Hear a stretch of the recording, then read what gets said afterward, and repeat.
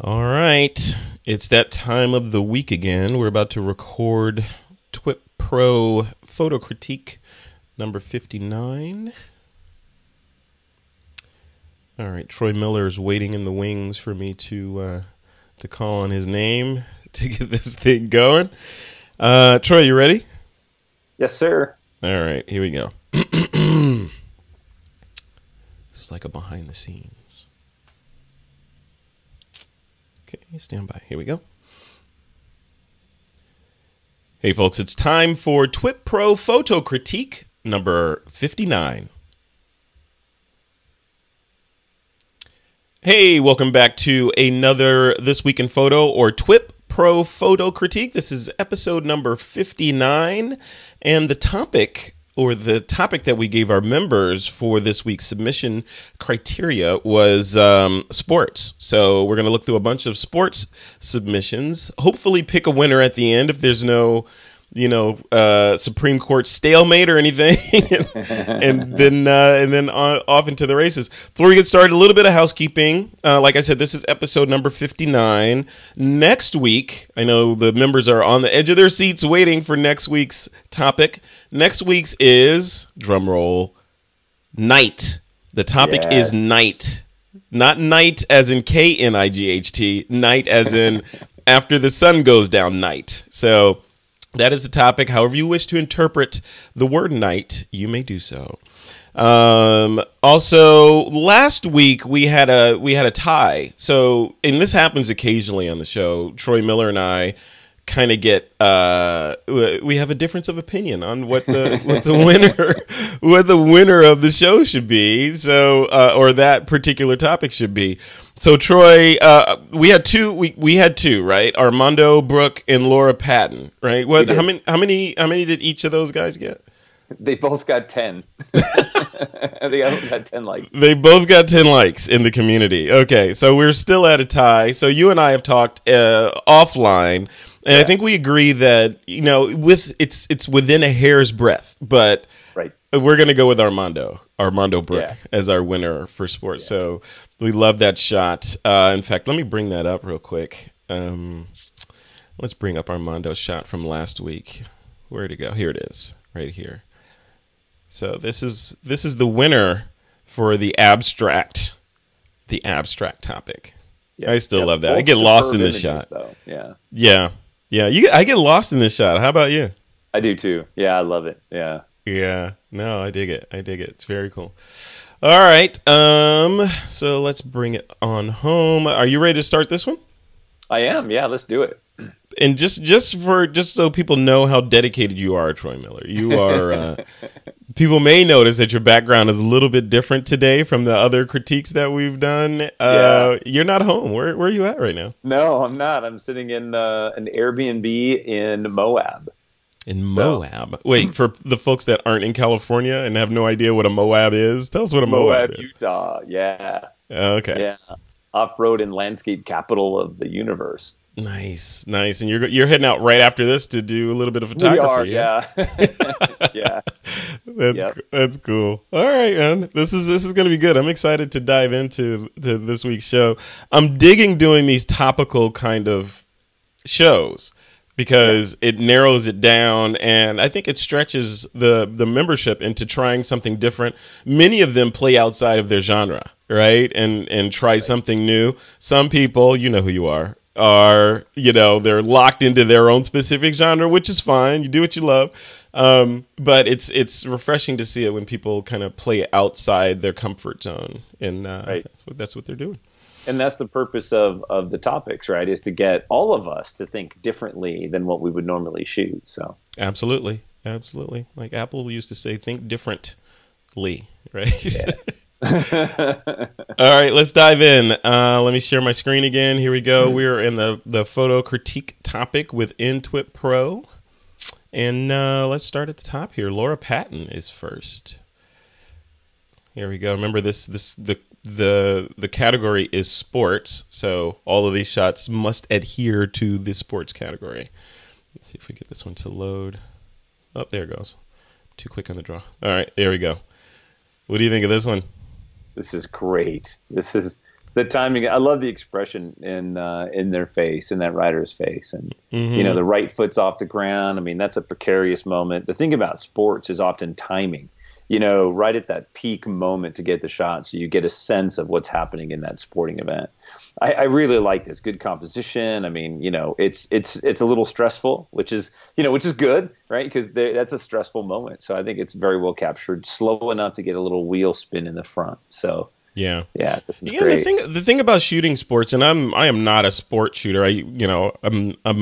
I know enough about shooting sports to be dangerous, but Right. the thing about most kinds of action photography, it's about the decisive moment, like Yep. Cartier-Bresson said, right? It's about peak action, and that's kind of what's in my head when I look at a lot of these images. Did the photographer capture, sort of that peak action where it's tense enough and that it's sort of relaxing after that moment?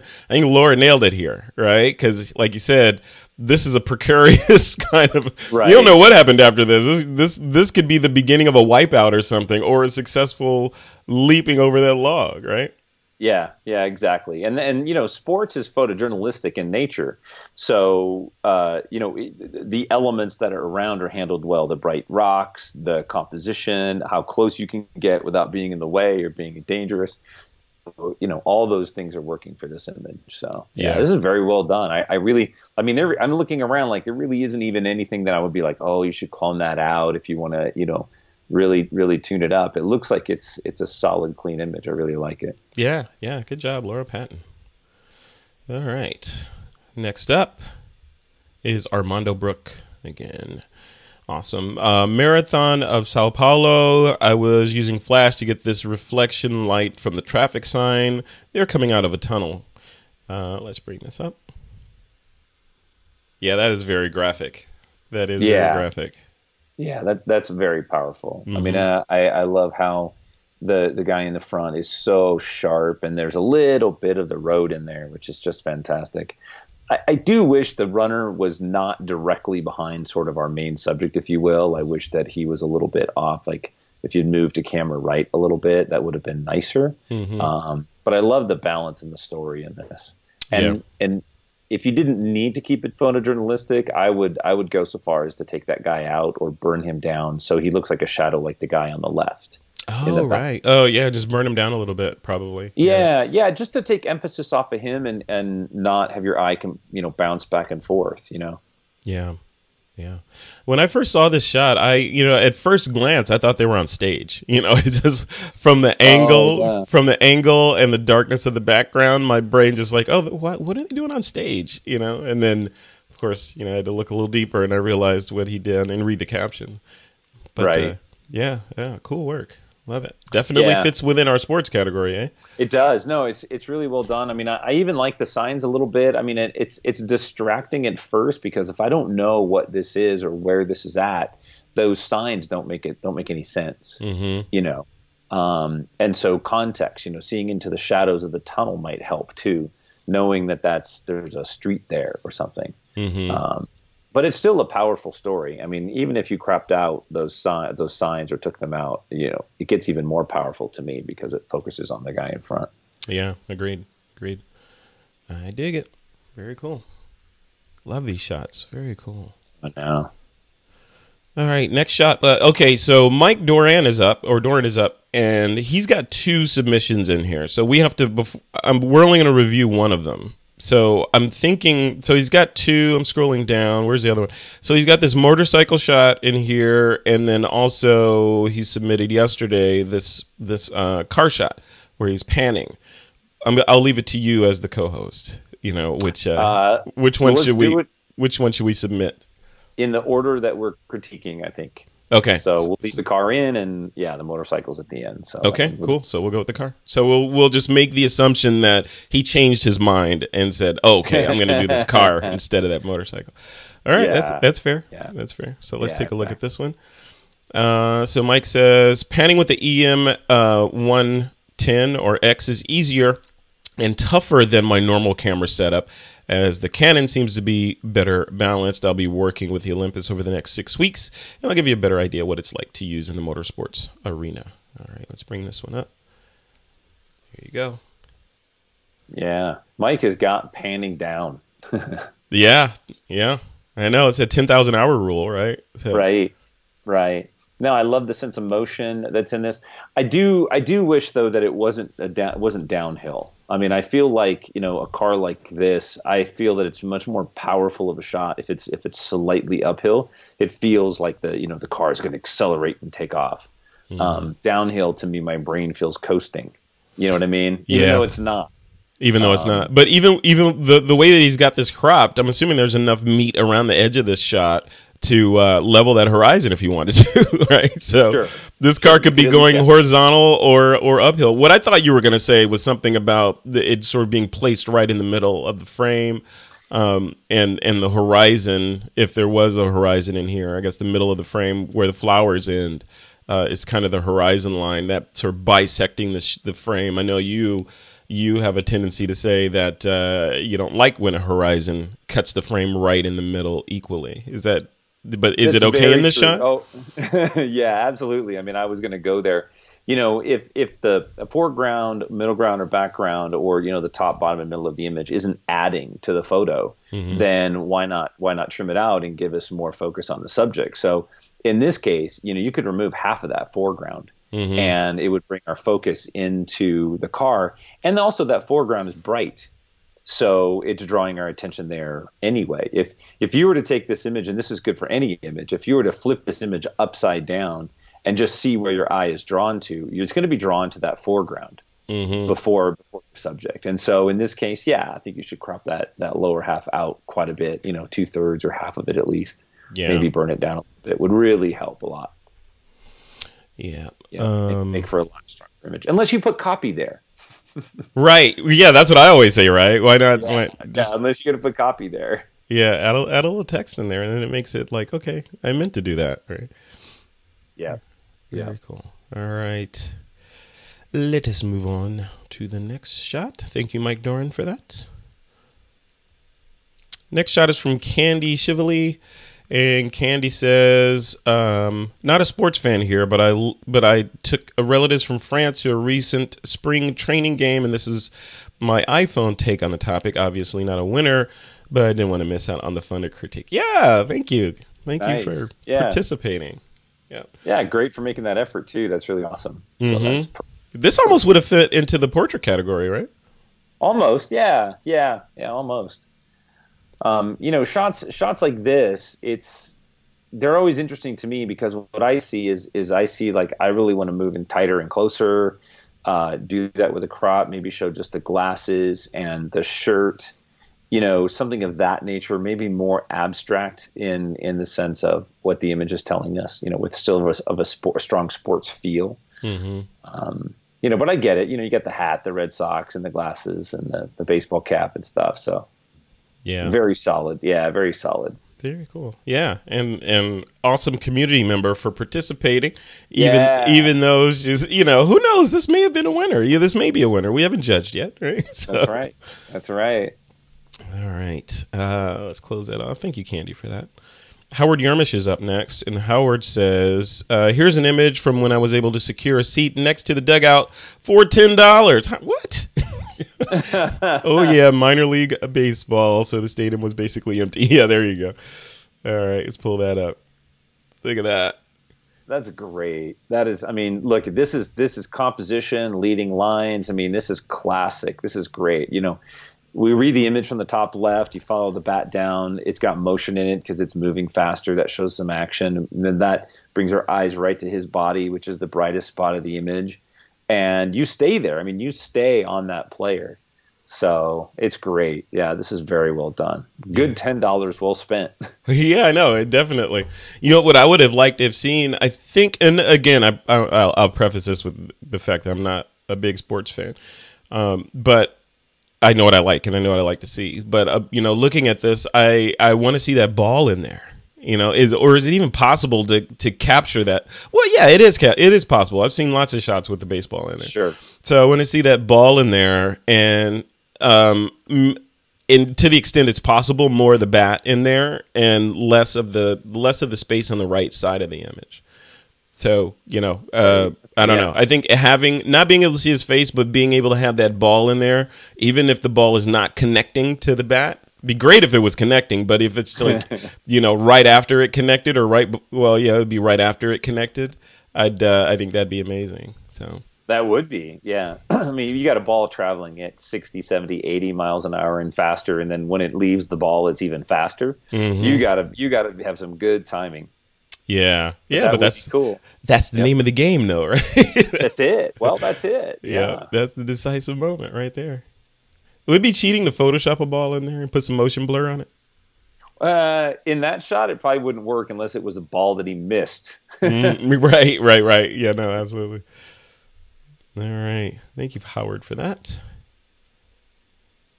All right, next shot up is from Brian Taylor. Nice. Brian says, okay, guys, I don't shoot too many sports events anymore. Here's a senior portrait of a basketball player at Sunset I took last year with the Sony A7 III. Son was getting behind us. Was getting behind, so he used a flash. Okay, so he used a flash, and the sun was setting on this one. Let's bring this up. Nice. I love the colors in this. Yeah. Well, adding that extra pop, that strobe off to the left is really helpful because then you can get the exposure style. You can push the saturation and it gives a nice little edge light like on his arm. Mm-hmm. That really shows that off nice. Yeah. Without killing the sun, not overpowering the sun because you could have done that. Yeah. And that's a talent, right? To be able to well, it's not a talent, it's a skill. To understand your flash enough to do synchro sun, to be able to use your flash to augment sunlight and fill in shadows where necessary. Because then, you're not limited to shooting when the sun is not at noon, right? You can shoot whenever you want to shoot and get some pretty outstanding results with just a tiny little flash sometimes. Yeah, absolutely. And then, figuring out how to balance your strobe with the sun is just math. I say just math, but essentially it's practice and it's math. So you get out there. Yeah. And it's a powerful skill to learn if you haven't mastered it or you don't know how to do it or you haven't tried. Definitely got to do that. But I love this image. I love the timing. Like you said, the colors, probably I wish he had a full body. I mean, crop him just below the knees or kind of, I don't mind that's that. a whole limb thing. Really? Yeah, I mean, I would almost cut off more of his body, and make it more about his upper body and the strength of his arms and, the position of his hands that he's waiting on it to drop, and the ball. Yeah, absolutely. You can crop. I don't care about the rest of his body. I care about the upper body and the ball. But when you crop just below the knee, it feels odd, right? Mm-hmm. Like traditionally in portraiture, we don't want to crop off limbs just at the joint. Or just after or just before the joint because it feels unnatural. It's like, okay, where's the rest of the body? So in this case, I wish we had more of the body or is cropped tighter. But I love the shot. I mean, technically, it's executed very well. Yeah, seriously. Yeah, very nice. Cool. I'm sure he loved it, Yeah. Senior portrait. Yeah, I'm sure the subject was like, yeah, that's my shot. I'm sure it's all over social media. Right? That's me. Right. It's all over social media unless someone photoshopped themselves into his spot to get into college or something. Oh, man. I went there, okay? I went there. All right, next shot. I got to inject a little politics. Dude, I got stories to tell you about that. All right, next shot is Eric Pronsky. Eric's a new member to the TWiP Pro community. Welcome, Eric. And Eric's in Austin, Texas. He says, this is how ranch hands in Texas relax at the end of a day's work. Why am I talking like this? I don't know. I watched several of the hands practice calf roping for about an hour on a ranch near Fort Worth. This lady is the real deal and was more successful than the guys. Look at this. Let's bring that up. See, this shot, I'm loving this shot for a number of reasons, and I want to see if you agree. Number one, it's sharp. Right, it's got a little bit of motion blur in there where necessary, like around the hooves of the horse.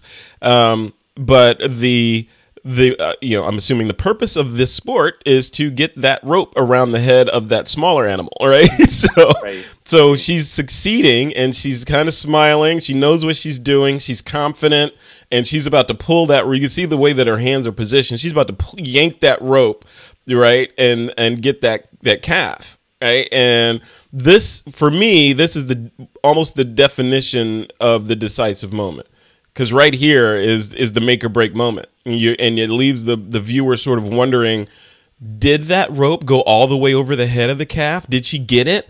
Did she not get it? You know, it's and the loop in the rope is just awesome, and the way the light catches it. I dig this one a lot. So this is very clean. What do you think? Yeah. Yeah, I mean, everything you said is absolutely true. The direction of light in here works a lot. I like how it's side lit, it's edge lit, and yet we can still see into the faces. It's a great serendipitous moment that the background happens to be darker than our subjects. So that's really good. If you had a bunch of people or you had a bunch of bright banners or something going on in the background, it could really just kill the mood of this image. Mm-hmm. But in this case, it's really, really, really strong. I would probably, if it was me, I would probably try to bring up the shadow side, like in her face and stuff, a little bit more and get a little more contrast in there, because the dust from the horse is really drawing my attention more than her face. Because it's brighter, yeah. Yeah, because it's brighter. But I'm okay with it like this, right? Like, it doesn't have to be that way, but I would probably try. There's detail in the rope, even in the highlights in the rope. So this is exceptionally well handled. Yeah. I like that. One of the reasons I like the dust in there is because it gives a nice background for the calf and the rope, right? Mm-hmm. And you can see it's almost like if you're looking at the rope, you can see the shadow. I mean, the fact that you can see the shadow of the horse sort of bisecting the rope, you know, in there, is just, I don't know. This is a really good shot. I know there's as with any sport, there's a substantial amount of luck that goes into getting it, but you know, luck, the formula for luck is skill and timing, right? So skill plus timing equals luck. So, yeah. Good fortune favors the prepared mind, right? Yes. Thank you. That's very cool. No, I like this. Have you ever done this sport? I've photographed rodeos before. And they're really hard. I mean, the timing, if you're not super familiar with the sport, then it's hard timing, right? Like right when they're ready to release that rope, you got to know. And this stuff happens super fast. Like, you know, this may be the moment just before the noose or the rope goes around the calf's neck. But at that same moment, she's going to start to pull that horse back, so that the rope tightens. It all happens so fast. And I thought that I was really good with my gear and figuring out how to do this until I went and shot a real rodeo, and I was like, holy crap. I had to stop and rethink for a minute, you know. Yeah, it's like, this is not so easy, is it? No, it is not. Yeah, my brides don't move that fast, so. Yeah, exactly. Yeah, that's very cool. Love that shot. That's a good one. That's good. And what a way to introduce yourself to the community, Eric. Right. Very nice. All right. Moving down the line here. Next one up is from Craig Stampley. Craig calls this one ankle breaker. Yeah, it looks like an ankle breaker. Yeah, skateboarding. I think I spent maybe 2 years of my life skateboarding, and then for some reason I stopped. A lot back when it was popular the first time. Somehow I knew that. I don't know why I knew that. Somehow I think I've seen shots of you where you look like a skateboarder. Yeah, definitely. I was, this stuff. I was never this good. Like, we didn't do this stuff. Like, we thought it was impossible. Rode a lot of half pipe and pools and stuff like that. So, he looks like he's going to totally nail it, though. I mean, he's got the board in the right position, great timing. I love the urban background, the street background, the timing, right where his head is and stuff. Yeah. I like the angle. The angle makes it, it's like you said, it's like the leading lines, even of the steps below him are leading into him kind of. And the fact that Craig popped a flash on him, typically I would think a flash in this situation would be too harsh, but looking at the shot, it's absolutely necessary. I'm sure. I mean, looking at the time of day, the skater probably was in shadow, I'm thinking, and without that flash, you would have just had sort of an underexposed silhouette of this guy flying through the air versus a tack sharp, frozen version of him midair like this. So. Right, and this is very traditional lighting. I mean, I maybe have set the light a little bit more off to the camera right to get a little bit more scraping across him and the board and things like that. Yeah. This flat light sort of is very traditional in the skate community. Like you see this a lot, and it's great because what it does is it literally just stops the motion and holds them there for a second. So I like that. And I like the clean background. It's not intersecting. He's not being dissected by the building through his head or anything. So yeah, great timing. Craig shows his diversity once again. Yeah, that's a skill. That's the whole point of these exercises and the different topics is to get people out of their comfort zone and to try different things.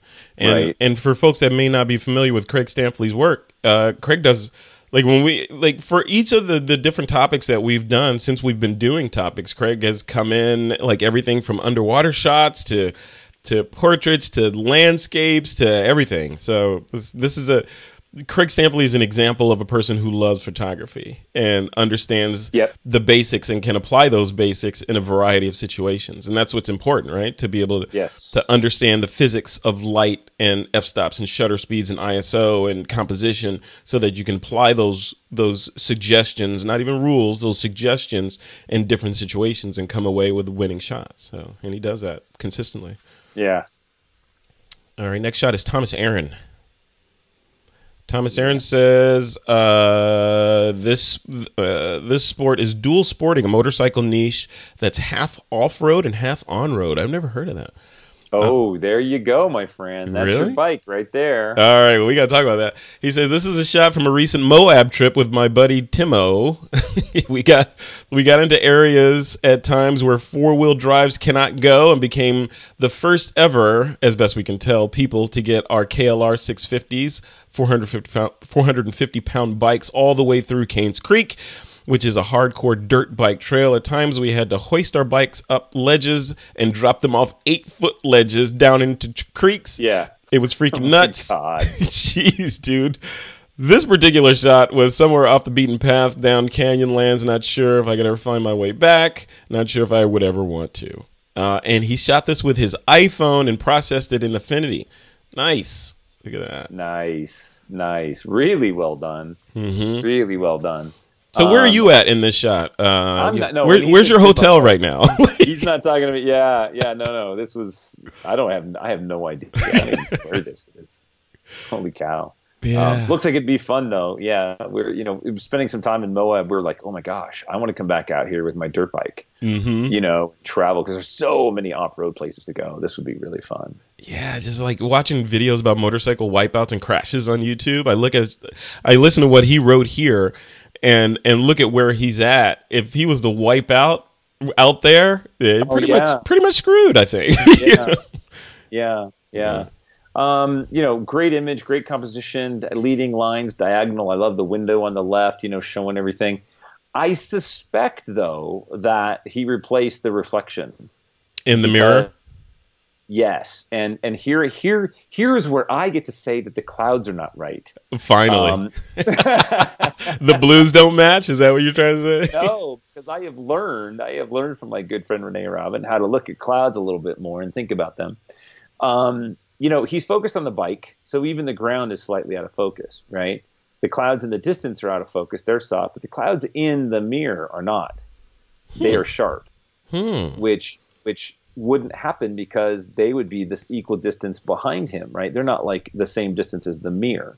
So the clouds should not be sharp in the mirror. They should be soft. So I'm guessing replace those. I'm guessing. All right. I want to know. Now I'm curious. I want to know. So Thomas, comment on this image in TWiP Pro and let us know where the clouds are real. Let me ask him. Are the clouds in the mirror real? Question mark. There you go. A live comment. Oh, that'd be so great if he responded. That would be so amazing. I know. All right, cool. Thank you for submitting that, Thomas. That's awesome. All right, next shot is from Joshua Sommerfelt. And Joshua says, falconry is the sport of hunting with falcons or other birds of prey. I took this on a recent trip to medieval times in Myrtle Beach. No acronyms this time, as promised. Thank you. Thank you. No acronyms. All right. He even went so far as to spell out millimeter for you. He did. See, now you're just being cheeky, mate. Oh yeah, in ISO instead of ISO, he actually wrote out International Organization for Standardization. All right. I love it. That's going to be an ongoing joke, Joshua. I love it. Yeah, it is. Yeah, no acronyms. I love it. Yeah. All right. Check this out. That's really cool. Yeah, this could be at any time. If not for the whatever that detail is in the top left of the frame that looks like it's man-made, this could be anywhere. And those lights in the background. This could be anywhere. Yeah, or any time, right? I would probably take out some of those pointed lights that are going on in the background, which we, if it's at medieval times, we know that's right, like the stage lighting and things like that. But I love that backlighting and everything. That's just fantastic. I'm wondering if it wouldn't be stronger cropped as a horizontal, just showing, the handler and the falcon himself. That's what I was going to say. Like crop, like maybe at his belt or below his belt, maybe, or maybe even above his belt, just below the elbow. Yeah, nice and tight. Just get that tassel. I like that little tassel hanging down. So yeah, you get that tassel in there and maybe bring it down from the top a little bit and lose some of that structure, whatever that is, and boom. Yeah, because I want to see, like, I find myself looking at that falcon, and I want to see that falcon. Right. I want to see the face of the falcon. Better. Yeah. And the detail in the wing and all that. What a great shot. Love it.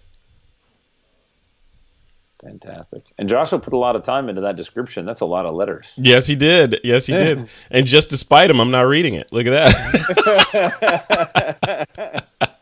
And I'm going to haunt him on his Twitch channel. Yeah, there you go. There you go. So I'm gonna come in and troll your Twitch channel, Joshua Summers. All right, very cool. All right, next shot up is another new member. Lamb WP is in here. And Lamb says, oh, yeah, Lamb a lot. He says, and I'm going to read this because he's a new member. For the first time in the history of Malaysia motorsport, street racing came to Kuala Lumpur, capital city, in August of 2015. What street racing impressed me most is that, like many other spectators, I was so close to the racing cars, only about 50 feet away compared to F1 racing. Besides the roaring, high-pitched screaming, deafening sound from the engines, the tremendous amount of air deflected from the racing cars were powerful enough to cause tree leaves high above swaying back and forth. Wow. I couldn't believe it at first. You can never get this kind of experience in F1 racing. Nice. He titled this Follow Me. Let's take a look at this. Oh, look at this. I'm looking at the post-processing.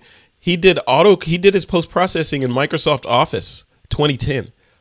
Is that even possible? I didn't even know. Like, wow. Okay.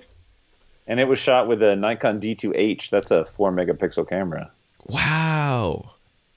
Yeah. Look at that. Okay, let's take a look.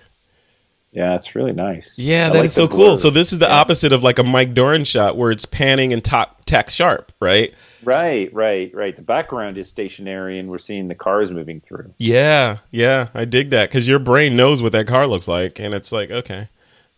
So the subject is both the car and the spectators, and his caption kind of brings us in there a little bit. What's interesting about this? When I was reading that caption, I was thinking about the recent interview that I posted called The Weekly 50. And it was about it was an interview with a photographer that is he started a series of shots that he posts one shot every week. And the purpose of the shots aren't to impress people or social media likes or whatever. It's for him to learn a different technique about photography. And cool. Yeah, and part of the cool thing about what he's doing is he writes blog posts for each photo when he posts them, just a little blurb, and he records a little blurb of audio about the photo. So you can sort of get a feel for him talking. And what I thought would be cool, like especially for a shot like this, would be, since he described the deafening sound from the engines and the tremendous amount of air, etc., wouldn't it be cool to have a little bit of ambient sound? That goes along with this shot. To hear it. Yeah, to bring us even more into the shot. So. Yeah, they're incredibly loud. It's amazing how loud they are. Yeah. Very cool. I've never been to a race like that. I've never been to one of these kinds of races or a F1 race. Have you been to an F1 race, Formula One? I don't know. It was a kart. It was a kart race out in Fontana. They were out practicing, and I got to go out and try to photograph them on the track. It was really tough because they're coming around at 200 plus miles an hour. Yeah. And it's super hard if you're not prepared to get them coming out of the turn or whatever. But I was amazed at how loud they were. And it wasn't just the engine noise. It was literally the sound of them ripping through the air was very loud. That's crazy. Almost making a it was sonic boom. Awesome. Very cool. All right, next shot up is from Kai Groddert. And Kai says, full contact. You don't always need the whole picture to tell a story. Ain't that the truth? There we go. Wow, look at that. This guy's face looks swollen. Yeah. I'm wondering. I was trying to figure out if that was like blood on his neck or was that just sweat. I'm going with blood. I'm going with blood. Yeah, I'm going with blood. And I love the diagonal lines of the ropes and the composition of this. I mean, this is another one of those examples where, the rules of composition are aiding us in this image, the direction of light, all of those things we just appreciate. And then we just focus on the subject and see his face and, whether it's anger or disappointment or just, tired. Yeah. Wow. Yeah. This shot, he's going to, he wasn't feeling good that next morning after this. Yeah. I've never got to shoot anything in the ring like this, but I imagine this is not easy. They're moving all over and you got to try to get through the ropes. And so. Yeah, it reminds me of that Muhammad Ali, Sonny Liston photo, the one where Muhammad Ali knocked out Sonny Liston in the first round, first second. Right? Yeah. And I have a shot of that hanging up, and one of the things the reason I have it is not for the what was going on, it's more for the photographers that are on the opposite side of the ring, not getting the shot. Yeah, exactly. Yeah, there's not much opportunity for that. No, and it just goes to sports. You just you never know what's going to happen, and you take a guess of where you should be, and and you try to make the best of it. Yeah. Another amazing Kai photo. Yep. Good job, Kai. You get seeing Kai in our weekly member mixers as well. We do, yeah. Stephen Scharf is up next. Speaking of members that show up to our weekly member mixers, he calls this one Cursor Crashing. Troy Cursor crashes out of the lead at the World Superbike race at Miller Motorsport Park. Wow, look at that. Oh, this is just the beginnings of a bad day right there. Yeah, hopefully he didn't hit the wall, or if he did, he didn't hit it too hard. He's definitely in control at that moment. It looks like, he's ready. And that's why they wear those leathers. Yeah. And I've seen, like I was saying, I was looking at these YouTube videos of people, I guess they call them squids, that are that are unsafe on motorcycles and crash. And what happens to them? People that get on, their ride with sandals and shorts and no helmet and riding these kinds of crazy, super powerful machines and then falling because they've been doing wheelies and stuff and leaving. Squids, huh? I didn't know that. Yeah, they're called squids. People that ride unsafely or otherwise do stupid things on motorcycles. I've seen a bunch of them where they leave a substantial amount of skin on the road. Oh God. Yeah, versus. No. Scraping up some leather. I'd much rather leave leather on the road than my leather. My cells. So, no, I dig the shot. Looking at this shot, like you talk about decisive action. Again, this is peak action, right? Like this is right when his hand hit the road. He's going at speed. You could tell he's going fast because of the motion blur. You see the sparks off the back. Where some part of metal is coming in contact with the road there. And, right, I can imagine what's going through his head right now, not that I've ever done this, but this is fight or flight survival sort of lizard brain kicking in of how do I save myself and have the least amount of damage to my body when physics lets go of me, right? Yeah. Chances are that's going to be his second thought. His first thought is going to be that he's pissed that he just lost the lead. Oh, yeah. Yeah, I mean, when you're competing at that level, your first thought is like, there's no way you're going to win. Like, can I get the bike back up? Can I, oh God, here comes the wall. I hope I don't hit the wall. Yeah.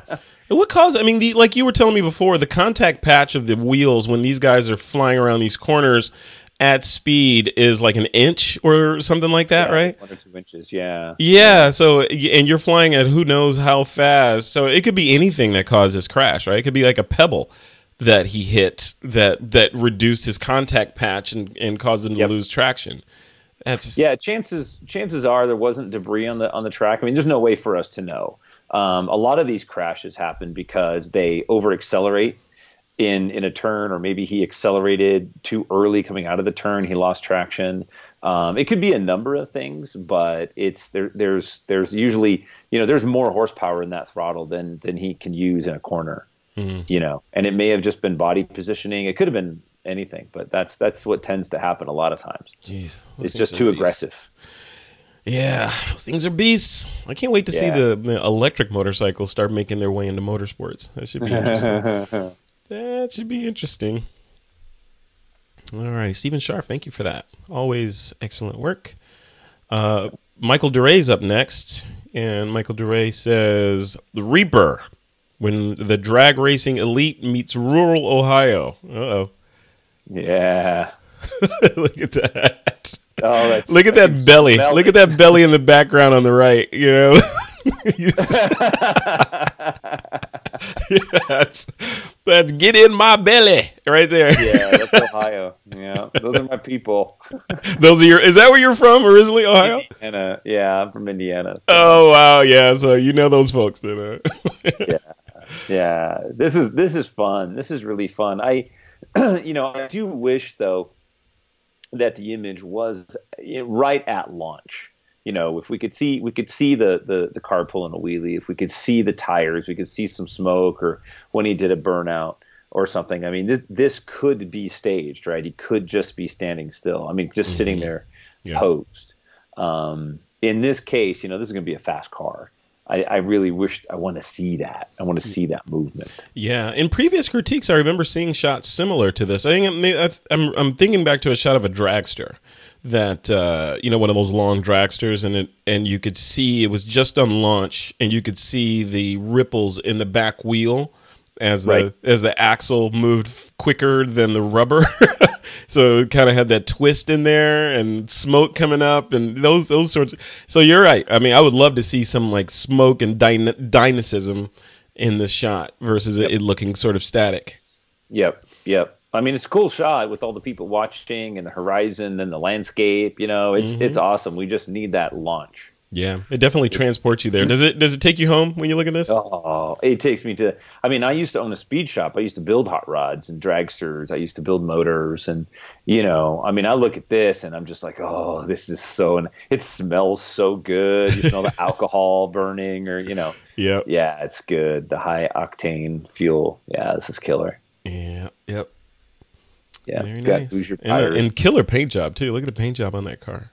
Yeah, that's great. It's always sad when one of those like break, blow a motor, takes out a fender. So now that I know that you hail from Ohio, and I hail from Michigan, so I'm Indiana. Right next door. Indiana? Sorry. Is it fair that I call you a Hoosier? Well, that's what's on his front wheel there. You see that, right? I know. I saw that. Yeah. No, I mean, I transplanted to California when I was like 6 or 7, so. But I'm a Hoosier. I'm definitely a Hoosier. All right, Hoosier. I just don't want snow. I don't want to be cold ever again. So. All right, Michael DeRay. Thank you, sir. All right, next shot up, and actually, that was the last shot because we're not gonna review the last shot. We'll show this one, but we will not add it into our consideration for our final judgment. Right. This one's from Mike Doran. Fun shot though. Yeah. This is definitely a fine shot. There's a a dirt bike track close to my house that I've been threatening to get out there and try to photograph these guys. I've been thinking about trying to go out there and find out what their rules are regarding drone photography, because I want to get shots of them flying over these hills, from a high angle. I think that'd be slick. Right. But at the same time, I don't want to put anybody in danger by flying a little aircraft with 4 blades on it above them while they're trying to concentrate on the road. Yeah, absolutely. Yeah. So let's do our final critique here. I assume you've been taking notes and you have a favorite. Oh yeah. I picked my favorite. All right, I'm going to pick my favorite, then you tell me if you concur. All right. Mine's up on the screen. I'm looking at it right now. All right, here's mine right here. It's Eric. Yeah. Eric Pronsky. Yeah. This one right here is my favorite. I love this shot. This shot is cool. You know what I thought you were going to say when we were critiquing this? Can you guess what I thought you were going to say? Ooh. Has to do with color or the lack of. No, not this one. No. You would make this black and white? I think that if we made it black and white, I think we would lose the writer. I think the sort of the pink or the red and blue on the writer, I think we would lose her in the frame, and I think we need to see more of her. So by going completely monochromatic, I think we would lose her. Yeah. So yeah. No, yeah, I dig this. I like this shot a lot. It definitely brings you into the moment. Yeah. Yay. Good for her. Yeah. And congratulations, Eric Pronsky, for you one of your first submissions and you won. Look at that. Nice. Very cool. Let me bring us back on screen here so we Challenger to be wary of. Yeah, exactly. Challenge accepted. Yeah. Very cool. Nice crop this week, huh? Oh, very nice. Yeah. Yeah. I love sports. I mean, I love the whole sports theme. I haven't shot a lot of sports. Mm-hmm. But it's great to see and being out here in Moab, seeing all of the 4-wheelers and the dirt bikes. And you ever sitting in a restaurant, guys come walk in, they just rode their dirt bikes up to the restaurant, and we're like, man, I want my bike. I want a bike. That's the thing. I want a bike. It's hard picking the right bike. I think I've narrowed it down though. Yeah, you need to talk to Thomas Aaron about those bikes. Those enduro level bikes are great because they're full street bikes, but they have the suspension and the ability to go off road. So, if you want to go chase a trail that you can drive it on and go photograph from somewhere, you can do that. Yeah. You're not wow. Street bike, you cannot do that. Those enduro level bikes, you can definitely do that. So. Well, process of elimination, I have eliminated the kind of bikes that I don't want, and I'm not getting a sport bike. Don't think I'm a sport bike rider. Good. And I don't think I'm going to get one of those Can-Am 3-wheelers. So I've stricken that off the list. And I don't want anything huge like one of those Harley things because apparently you have to have a long beard or something to be able to and I don't want to grow a long beard to ride a Harley. Right. I know. Sorry, Harley riders. I'm just joking. I know that's a stereotype. So I'm thinking of something, a street bike enduro or something that I can zoom around in that's got to have a lot of tech in it. So yeah, Thomas, I know you're going to be listening to this. Shoot Frederick a little message in TWiP and get the motorcycle conversation started so you can give him some advice. Bring it. Spend my money. All right. Once again, Eric Pronsky is the winner for this week's episode. The topic was sports. Next week's is night. Night. Night. So maybe you can take some while I'm here. You can, dude. You should do some astrophotography right while you're out there. It's cold outside. Okay, come on. Look, you're wearing a beanie. Put on your big boy pants and go out and get the shot. Come on. I'm wearing my Christmas jammies right now. It's cold outside. Come on, big photographer. Look at those lenses behind you. Come on. I know that's so I can stand in my room and my house, pictures of the mountains out the window. Oh, yeah, you bet. See, now you're obligated to get some night photography. Or else... I know. We were trying to do some last night to do some star trails off my little patio, and it was so cold that I was standing inside the house watching the camera take the shots. Well, of course. Why would you stand there? I mean, for that kind of shot, it's all about the intervalometer, right? Yeah, exactly. What were you shooting those with? Is it the Nikon or the mirrorless? The mirrorless, yeah. The mirrorless Nikon. I was shooting infrared last night, which was amazing that I was picking up so much of the stars. I was really blown away. I'm not quite sure of what the nanometers of the infrared conversion spectrum is. Maybe I'm picking up a little ultraviolet, but we're going to do some more tonight. It was freaking cool. I was seeing stuff we couldn't see even with our eyes. Really? So, really? Yeah. I'm going to have to play with that a little more. So much Except fun. I don't have an intervalometer for the Z7. It doesn't have one built in? It has an intervalometer built in, but I want to do for like 4-minute exposures to do long exposure, star trails, stuff like that. And I didn't think about getting an intervalometer for the Z7. So oh well, next time. Oh well, there's a little camera store here in town. We're gonna go hit it.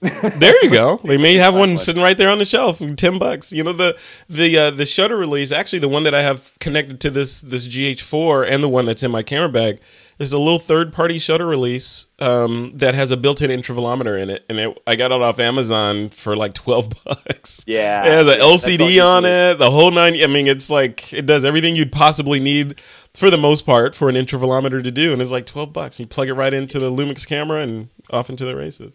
Yep, that's what I need. Yeah, exactly. Yeah, so go get it. Come on, you should have been a Boy Scout. Be prepared, man. Be prepared. That's the Boy Scout motto. I brought my 400, so there you go. Yeah, that's good for landscapes. Yeah, that's perfect.